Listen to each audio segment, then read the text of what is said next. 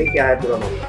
ये पूरा मामला भैंस चोरी की घटनाओं से लेकर संबंधित है। पिछले 2 हफ्तों में जनपद अलीगढ़ में कई भैंस चोरी की घटनाएं हुई है, जिसमें थाना क्षेत्र टप्पल, खैर, गैर, गोरई और इगलास, इन 4 थानों में काफ़ी घटनाएं चोरी की हुई थी, जिसमें हमारी टीमें लगी हुई थी, हमारे सीए साहब लगे हुए थे और एसपीआरए साहब इसकी निरंतर मॉनिटरिंग कर रहे थे। तो इन सभी घटनाओं में एक चीज़ कॉमन आई। वो कॉमन चीज़ ये थी कि एक गाड़ी, जिस गाड़ी पे नवीन द गड्डी लिखा हुआ था, वो गाड़ी इन घटना स्थलों में पाई गई, जिनको हमने ट्रेस किया। तो ये सभी घटना स्थलों से भैंस चोरी करके ला रहे थे और ये पर्टिकुलर जो मीट फैक्ट्री है, जो कि रोरावर थाना क्षेत्र में है, फेयर एक्सपो मीट फैक्ट्री, इसमें लाके इसका कटान करा रहे थे। तो ये गाड़ी बरामद की गई है। इन्होंने कल अर्ली मॉर्निंग में आगरा में भी एक घटना की थी, वहाँ से भैंस चोरी लेकर आए थे। वो 2 भैंसें भी बरामद की गई हैं।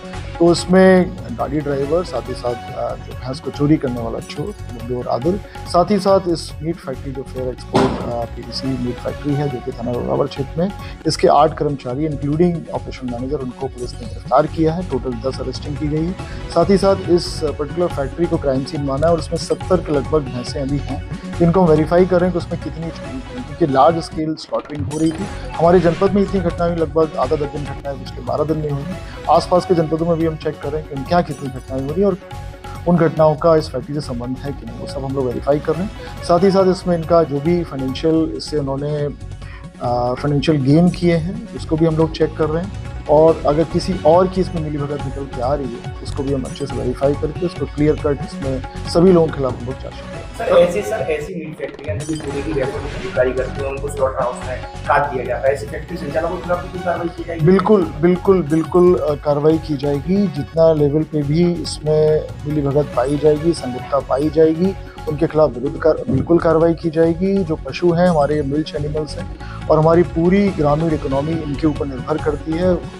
कई लोग मेरे पास आए थे पिछले 12 दिनों में, उन्होंने शिकायत की थी कि सर बहुत ज़्यादा भैंस चोरी हो रही है। उसमें एक पर्टिकुलर किसान की तो लगभग 1.5 लाख की भैंस थी और वो बड़ा दुखी था। तो कम से कम इस वर्कआउट से आने वाली चोरियां रुकेंगी और हमारे किसानों को राहत मिलेगी। साथ ही साथ 107 बीएनएसएस की भी कार्रवाई की जाएगी, तो उनकी संपत्ति और प्रॉपर्टी सब कुछ अच्छी तरीके से जब्त किया जाएगा। जो मतलब कई तरीके के बच्चे हैं, छोटे छोटे बच्चे हैं, उनको पठान करते हैं, तो क्या इसके खिलाफ कोई कार्रवाई? बिल्कुल बेसिकली जहां स्लॉटरिंग हर एक एनिमल की नहीं हो सकती, खास तौर पे छोटे एज के जो बच्चे होते हैं भैंस के, उनकी नहीं हो सकती। जो प्रेग्नेंट भैंसें उनकी नहीं हो सकती, खासतौर पर जो दुधारू, उनकी भी नहीं हो सकती। तो इसमें ये क्योंकि चोरी की भैंसों का कर रहे थे, तो बिना देखे, बिना कुछ किए, साथ ही साथ कोई डॉक्टर्स भी इसको चेक नहीं कर रहा था कि मेडिकली फिट है कि नहीं, और पूरी तरीके से स्लॉटरिंग हो रही थी। तो हर एक बिंदु की जांच की जाएगी, जिसमें छोटे बच्चे हों, चाहे प्रेग्नेंट हों, चाहे वो उनके एज ग्रुप। सर, इनकी टीम बनाई जाती है जिसमें सीईओ होते हैं, प्रदूषण का हेड होता है और प्रशासन की टीम रहती है। तो सर क्या ये टीम चेकअप नहीं करती जबकि एक डॉक्टर परमानेंट बैठने का? इस सभी बिंदुओं के बारे में गहनता से जांच की जाएगी। सभी विभागों को इसमें पत्राचार किया जाएगा और चेक किया जाएगा कि कहाँ कौन सी कमी रहेगी, उस कमी को पूरी कोई सीसीटीवी फुटेज कंपनी द्वारा लिए गए हैं? सीसीटीवी फुटेज हमने इसमें प्रेस नोट में लगाई हुई है, जिसमें आपको गाड़ी मिल जाएगी घटनास्थल पे चोरी करते हुए, साथ ही साथ वो जो फैक्ट्री उसमें जाते हुए। ये कर तो अभी फिलहाल हम इंटरोगेशन कर ही रहे हैं, लेकिन जो हमारे पास पिछले 12 दिनों में बहुत घटनाएं हैं। पहले क्या था कि कुछ गैंग सक्रिय थे, जिसमें एटा के गैंग थे, कासगंज के गैंग थे, वो सक्रिय थे। हमारे जनपद के भी थे, उनको हम लोगों ने वर्कआउट कर लिया था। खासतौर पे जो अतरौली की घटना हुई थी, अतरौली पाली की उस तरह की घटना, जवा की घटना हुई थी, अभी इस तरफ पहले कभी घटना नहीं हुई। खैर में, टप्पल में, इगलास में, गोरई में, ये पिछले 2 हफ्तों में घटनाएं हुई थी। तो इसमें स्पेशल टीम हम लोगों ने लगाई थी कि कहाँ से ये गैंग आ गया। तो संभवतः ये इन्होंने नया शुरू किया, लेकिन फिर भी हम चेक कर रहे हैं, हो सकता है पुरानी घटना से उन्होंने किया।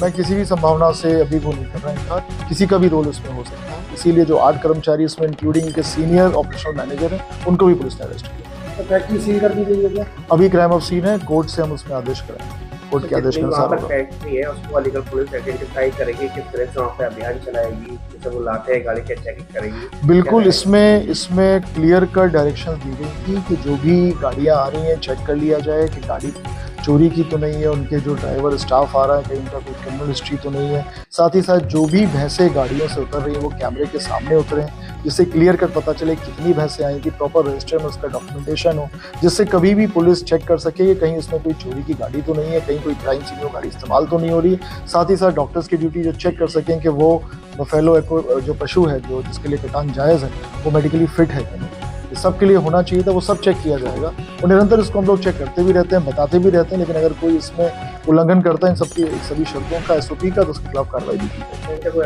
पार्टी भी हैं जो पकड़े गए हैं सर? आपराधिक इतिहास क्या है इनके जो पकड़े गए? आपराधिक इतिहास भी चेक कर रहे हैं इसमें, कि अभी निकल के आएगा, हम रेंज के डिस्ट्रिक्ट से भी बात कर रहे हैं तो भी पता चल जाएगा, उसमें वो भी आपको उपलब्ध कराया जाएगा अतिशीघ्र।